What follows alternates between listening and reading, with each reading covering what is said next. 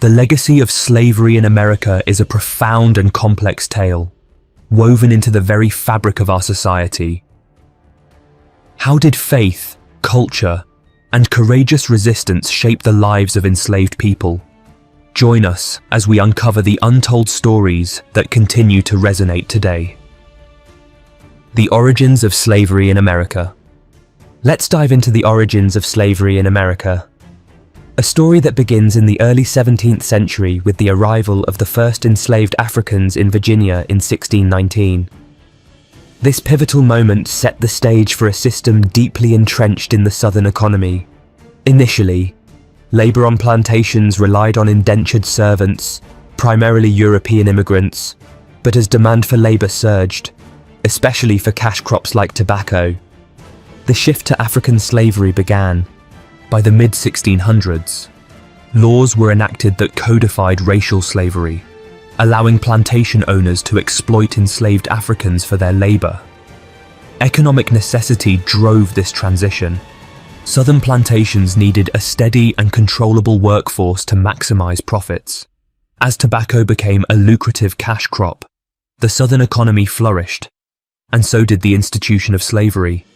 Enslaved people were forced to work long hours under brutal conditions, cultivating not only tobacco but also rice and indigo. Now, here's where it gets interesting. The profitability of these crops created a cycle where more enslaved labor was needed to sustain production.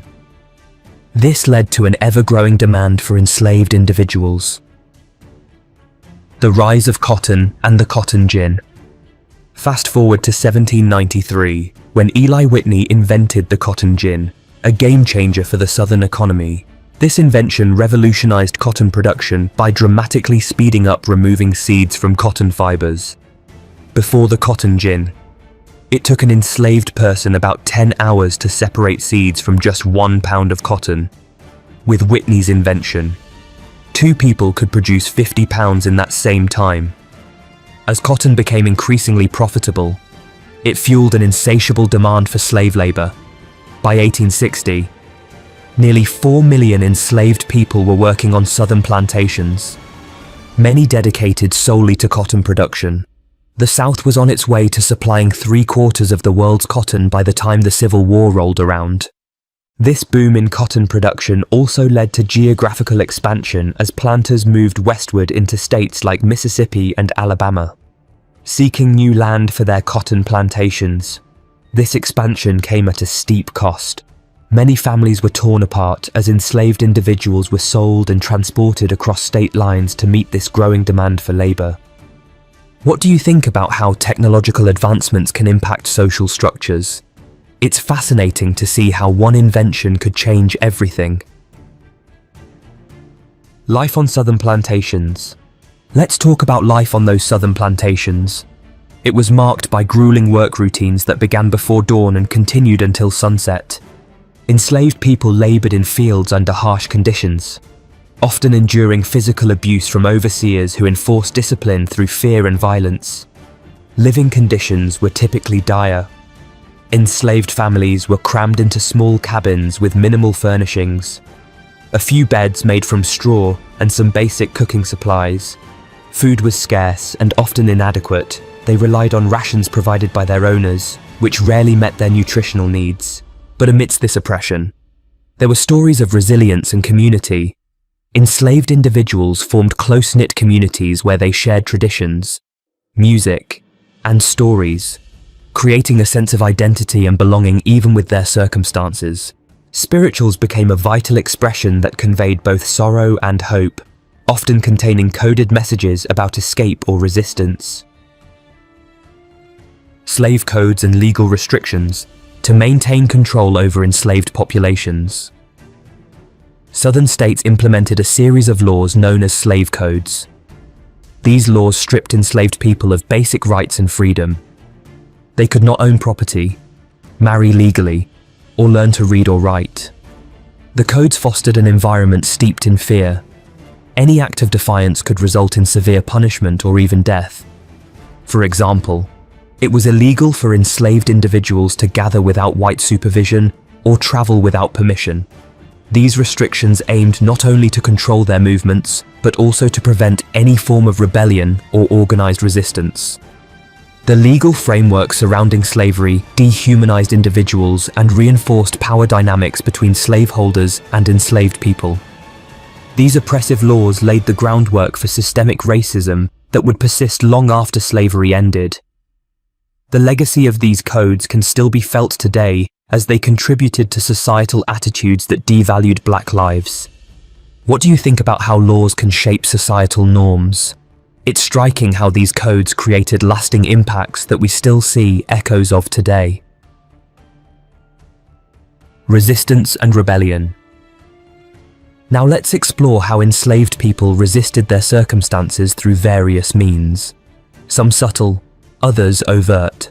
Acts of defiance ranged from small sabotage in the fields to outright rebellions against their captors. One notable example is Nat Turner's rebellion in 1831. Turner led a group of enslaved individuals in a revolt that resulted in the deaths of around 60 white people before it was suppressed by militia forces.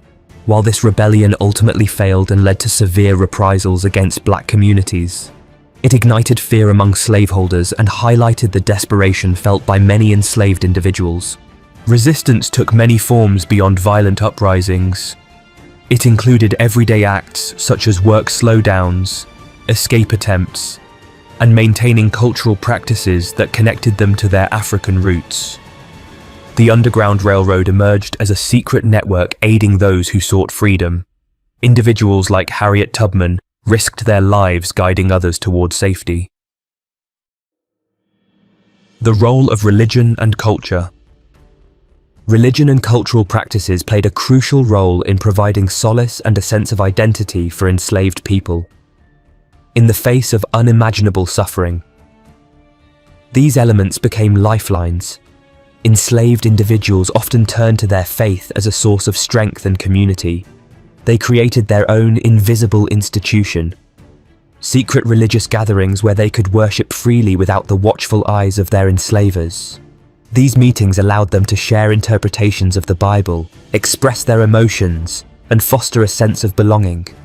Spirituals emerged as a powerful form of expression during these gatherings. These songs conveyed messages of hope, resistance, and faith. For example, songs like "Steal Away to Jesus" served as coded invitations to religious meetings, allowing enslaved people to communicate secretly about their plans for worship. The act of singing together not only provided comfort, but also reinforced community bonds among the enslaved. Storytelling was another vital cultural practice. Through stories, enslaved individuals passed down their heritage, shared experiences, and maintained connections to their African roots. These narratives often contained lessons about resilience and hope, serving as a form of resistance against the dehumanization they faced daily. The Underground Railroad. Now let's shift our focus to the Underground Railroad, an incredible network that aided enslaved individuals seeking freedom. This secretive system operated in the early to mid-19th century and was crucial in helping countless people escape the horrors of slavery. One of the most prominent figures associated with the Underground Railroad is Harriet Tubman. After escaping slavery herself, Tubman risked her life repeatedly to return to the South and guide others to freedom. She became known as Moses for her relentless efforts in leading her people out of bondage. Tubman's bravery and strategic planning were instrumental in this underground movement, which relied on a network of safe houses and sympathetic allies. The Underground Railroad was not an actual railroad, but a series of routes and safe havens that provided shelter and assistance to escaping enslaved people. Conductors, like Tubman, would lead groups along these routes at night, often using stars for navigation while avoiding patrols. The Civil War and Emancipation. As we approach the Civil War, it's essential to examine how slavery became a central issue in American politics. Tensions between Northern abolitionists and Southern slaveholders escalated throughout the 19th century, ultimately leading to conflict. President Abraham Lincoln played a pivotal role during this period with his Emancipation Proclamation, issued on January 1, 1863. This landmark document declared that all enslaved people in Confederate-held territory were to be set free. While it didn't immediately free all enslaved individuals, it marked a significant turning point in the fight against slavery and redefined the purpose of the Civil War. The Emancipation Proclamation also allowed formerly enslaved individuals to join the Union Army, empowering them to fight for their freedom and that of others. This shift added moral weight to the Union's cause, transforming it from a battle for national unity into a struggle for human rights. The impact on enslaved individuals during this time was profound. Many seized the opportunity to escape or fight for their freedom. The Civil War set into motion events that would ultimately lead to the abolition of slavery with the ratification of the 13th Amendment in 1865. Aftermath of slavery. Following emancipation, formerly enslaved people faced numerous challenges during the Reconstruction era, while they were legally free. Navigating their new reality proved difficult as they encountered systemic racism and economic hardship. One significant issue was land ownership. Many newly freed African Americans sought land to cultivate but often found themselves sharecropping, working land owned by white landowners in exchange for a share of the crops produced. This system often trapped them in cycles of debt and poverty. Education also became a priority for many freed individuals who understood its importance in achieving true equality. Organizations like the Freedmen's Bureau were established to assist with education, healthcare, and employment opportunities for formerly enslaved people. Civil rights became another critical focus during Reconstruction as African Americans sought political representation and protection under the law. Even with initial progress, such as African Americans being elected to public office, these gains faced fierce opposition from white supremacist groups like the Ku Klux Klan, leading to violence and intimidation aimed at suppressing black political power. Legacy of slavery in modern America. Finally, let's reflect on how the history of slavery continues to shape contemporary American society today. Issues related to racial inequality, systemic racism, and social justice movements are deeply rooted in this legacy. Understanding this history is crucial for addressing ongoing disparities in wealth, education, and criminal justice that disproportionately affect African Americans. The echoes of slavery can still be felt in modern social structures. Discussions about reparations have gained traction as more people recognize the need for acknowledgement and redress for historical injustices. Moreover, movements like Black Lives Matter highlight how far society still must go in combating racial discrimination and advocating for equal rights. By understanding our past, including both its triumphs and tragedies, we can work towards creating a more just future. What do you think?